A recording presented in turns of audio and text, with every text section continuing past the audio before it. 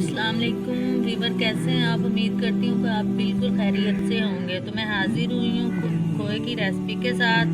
उम्मीद करती हूँ कि आज की रेसिपी आपको बहुत ज़्यादा पसंद आने वाली है। तो आपने वीडियो को स्किप नहीं करना, वीडियो को पूरा देखना है। मैं आपको फुल गाइड करने वाली हूँ और इसको दोस्तों के साथ शेयर भी कर दें और लाइक भी करें। हम पे ये पतीली जो है हमने चूल्हे पर रख दी है, तो इसमें ऐड कर देंगे 2 लीटर मिल्क।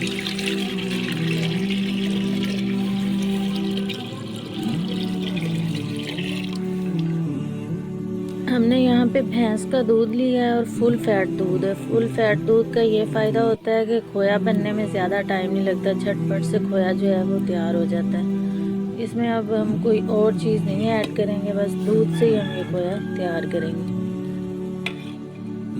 चीनी भी नहीं डालेंगे, हमने ये शुगर फ्री बना रहे हैं। दूध उबलना शुरू हो गया है, तो अब हम इसको हाई फ्लेम पे 15 मिनट पका लेंगे, चमचा हिलाते हुए।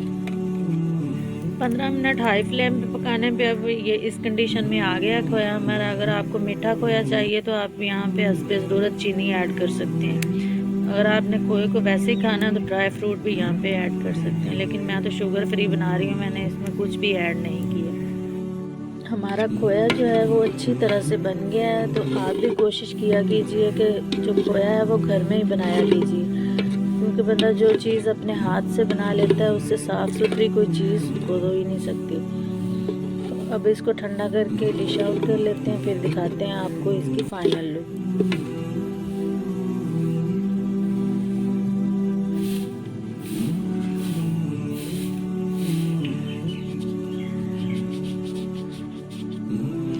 फाइनली हमारे दानेदार खोए की रेसिपी जो है वो तैयार हो गई है। तो हमने इसको कर लिया डिश आउट। आप देख सकते हैं इसकी फाइनल लुक।